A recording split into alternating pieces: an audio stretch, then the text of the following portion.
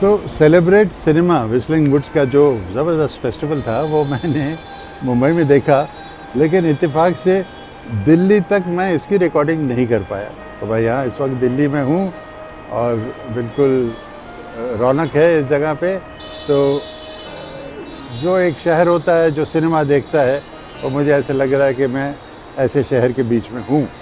तो celebrate cinema का जो फेस्टिवल था उसमें एक बहुत बड़ा प्रश्न गुलजार साहब को पेश किया गया, और वो ये था कि पहले क्या आया, लिरिक्स आए या ट्यून आया, यानी कि बोल आए या संगीत।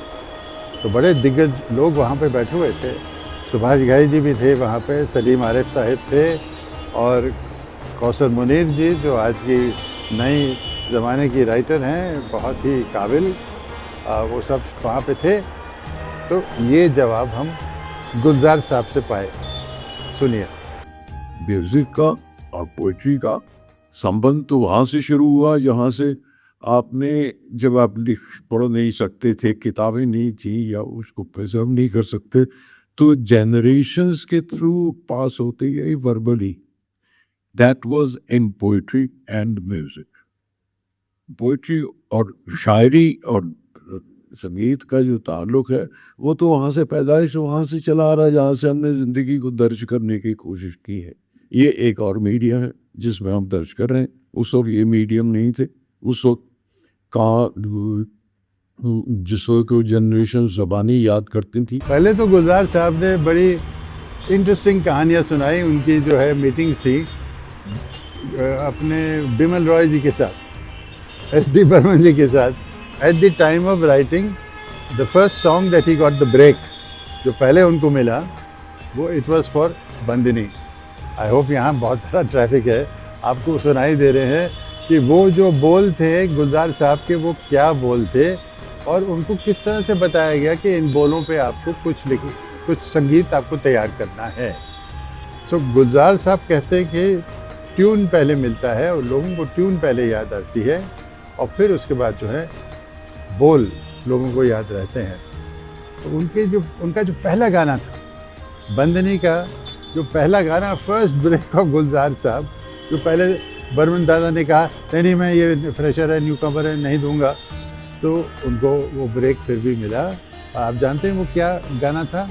वो बंदनी का वो एक इतना खूबसूरत गाना था, पिक्चराइज्ड ऑन नूतन जी, और वो था मोरा गोरा अंग लहिले मोहे श्याम रंग दहिले, छुप जाऊंगी रात ही में मोहे पी का संग दे दे। और ये गुलजार साहब को बीट ये मिला, टटा टटा टटा टटा टटा टटा टटा टटा टटा, मोरा गोरा अंग लहिले टटा टटा टटा मोहे श्याम रंग दही दे टटा टटा टटा।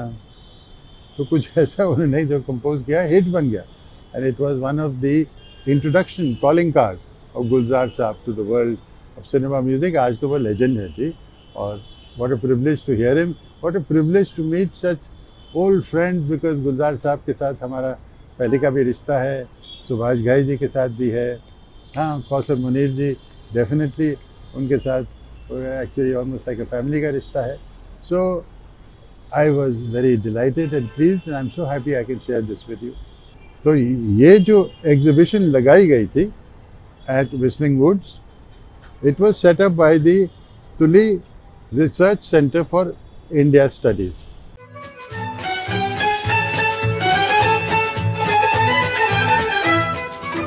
And this was the exhibition of the posters of Guru Dutt ji and Raj Kapoor sahab, and they are legends by themselves. So looking at the posters, it gives a picture of how music storytelling has evolved over the years through their cinema. और ये दो filmmakers जो है वो बात तो वही गंभीरता से, वही दिल से करते थे, लेकिन एक का अप्रोच गंभीर था और एक का अप्रोच जैसे कहें सेलिब्रेशन का था, ह्यूमर के साथ था। तो आप तो गेस कर लेंगे कि राज साहब के तो फिल्में और गानों में एक रौनक होती थी, एक हंसी मजाक भी हुआ करता था, लेकिन बहुत ही गंभीर नींव थी उसकी। और ऑन दी अदर साइड जो ये गुरुदत्त जी जो अपने फिल्में बनाते थे, वो उनकी सोच भी गंभीर थी और बिल्कुल पोएटिक तरीके से गाने भी होते थे, सिचुएशन भी हुआ करता था। तो ये पोस्टर जो है इसका पूरा जिक्र किया और बहुत अप्रिसिएशन हुई। जो ट्रिस्ट ने इसमें एक हिस्टोरिकली और पेश करने का तरीका, अंदाज़ा, जो उसका जो इरा दिखाया दोनों का, बहुत अच्छा लगा। तो it was a feather in the cap for the Celebrate Cinema Festival of Whistling Woods. और the icing on the cake was कि व्हिस्लिंग वुड्स में रणबीर कपूर साहब भी आए, और सिर्फ रणबीर जी को देखने के लिए हज़ारों लाखों की संख्या में लोग जो हैं, बड़ा मुश्किल से वहाँ पहुँचना भी होता है, सिक्योरिटी बहुत सारी थी, वो आए उनको देखने और उनसे मिलने। और रणबीर जी जब आए तो उन्होंने, उनका जो है राज कपूर साहब की लेगेसी उनके कंधों पे है, तो वो आए, उन्होंने देखा और उन्होंने पूरे जो है एग्जीबिशन ऑफ पोस्टर्स को बाकायदा समझने की कोशिश की। हमारे जो वहाँ पे लोग थे जिन्होंने TRIS की तरफ से ये एग्जीबिशन तैयार की थी पोस्टर्स की, उनसे बातचीत की, उनसे सवाल पूछे। वहाँ पे औसजा साहब थे जो जिन्होंने इसको समेटा। इसमें सुखप्रीत कहलाऊं जी थी जिन्होंने इसका पूरा इतिहास और विजुअल लेगेसी का जिक्र किया या समझाया। तो it was a very nice thing. और मुझे सबसे अच्छा ऐसे लगा कि अब मैं इसी इतिहास का कहीं ना कहीं, आप समझ लें, एक हिस्सा तो हूँ, थोड़ा बहुत छोटा सा कहीं पे। और ये चीज़ जो है, मैं ये कहता हूँ कि ये एक जुनून रहा है, ये एक जादू है। This is the magic of cinema which I am so grateful that I could be part of. And I hope I could share some of that with you in this little blog, so there will be more. So please subscribe, do subscribe. Give me the chance to connect with you week on week. There is my button, please click on it. और हम फिर अगले हफ्ते भी मिलेंगे, right? Wasn't it interesting? Let's meet again soon.